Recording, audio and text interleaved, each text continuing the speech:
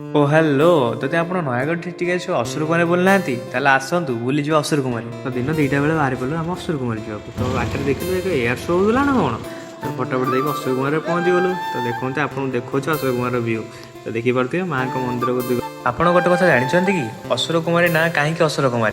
କାରଣ ମୁଁ ଯେତିକି ଜାଣିଛି ଏଠି ଗୋଟେ ଅସୁରକୁ ମାଆ ମାରିଥିଲେ ତ ତାଙ୍କର ନାଁରେ ହେଇଗଲା ଅସୁର କୁମାରୀ, ଯାହାକି ଏଠି ଅବସ୍ଥିତ ଅଛନ୍ତି ଦେଖିପାରୁଥିବେ। ବଢ଼ିଆ ପ୍ଲେସ୍, ଆପଣ ଆସନ୍ତୁ ବୁଲି ବୁଲି ଯାଆନ୍ତୁ। ତାପରେ ଚାଲନ୍ତୁ ଗୋଟେ ଉପରକୁ ରାସ୍ତା ଅଛି, ସିଢ଼ି ଅଛି, ସେଇପଟେ ଚଢ଼ି ଚଢ଼ି ଯିବା।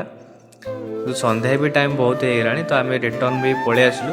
ଆପଣ ଯଦି ଯାଆନ୍ତୁ ସକାଳୁ ବୁଲାବୁଲି କରି ଆସନ୍ତୁ, ଆଉ ବେଶୀ ଉପରକୁ ଯାଆନ୍ତୁ ନାହିଁ, ବିପଦପୂର୍ଣ୍ଣ ଜାଗା ହେଇପାରେ। ତ ସେଥିପାଇଁ ଆପଣ ବେଶୀ ବାଟ ଯାଆନ୍ତୁନି ଉପରକୁ, ବାସ୍ ଜଷ୍ଟ ଯେତିକି ବୁଲିବା ଜାଗା ତାକୁ ବୁଲିକି ଯାଆନ୍ତୁ। ଝରଣା ପାଣିରେ ଗାଧାନ୍ତୁ, କିଛି କଥା ନାହିଁ। ଆପଣ ଯଦି ଭୋଜି ବନେଇବାକୁ ଯେ ଅସୁର କୁମାର ଅଛନ୍ତି ନା, ତ ବଢ଼ିଆ ପ୍ଲେସେସ୍ ଅଛି, ଆପଣ ଦେଖିପାରିବେ। ଦେଖନ୍ତୁ ବଢ଼ିଆ ପ୍ଲେସେସ୍ ଅଛନ୍ତି। ଆପଣ ଯଦି ଆସୁଛନ୍ତି ଅସୁର କୁମାରୀ ତ ନୟାଗଡ଼ ଡିଷ୍ଟ୍ରିକ୍ଟରୁ 24 କିଲୋମିଟର ଭିତରକୁ ଆସିଲେ ଆପଣ ଦେଖିପାରିବେ ଭାଇ ନେଚର ସାଉଣ୍ଡ ଆଉ ଭାଇ ସାଇଲେଣ୍ଟ ପୂର୍ଣ୍ଣ ଜାଗା ଅଛି। ତାପରେ ଆମେ ଆସିଲୁ ଅଜାଘର ବୁଲି ଦେଇକି ପଳେଇ ଆସିଲୁ ରଣପୁର ମହୋତ୍ସବ ଦେଖିବାକୁ। ତ ରଣପୁର ମହୋତ୍ସବ ଲାଷ୍ଟ ଦିନ ଥିଲା ତ ସେଠି ଡୁଡୁ ଆମର।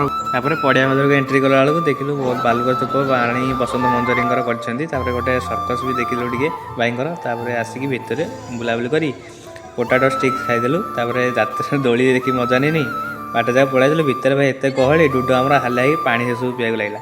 ଭାଇ ଡୁଡୁ ଏତେ ଜିଦ୍ କଲା ଏଇ ଜିନିଷଟା ନେବାକୁ। ଇନଷ୍ଟା ତ ଆଜିକାଲି ଫେମସ୍ ଚାଲିଛି, ଆପଣ ଜାଣିଥିବେ। ତ ଏଇ ଜିନିଷଟା ନେବାକୁ ଜିଦ୍ କଲା। ତ ଦେଖନ୍ତୁ କୋଉ ଭଳିଆ ବଜୁଛି। ତାପରେ ଭିଡ଼ିଓଟି ମୁଁ ଏଣ୍ଡ କରୁଛି। ଜୟ ଜଗନ୍ନାଥ।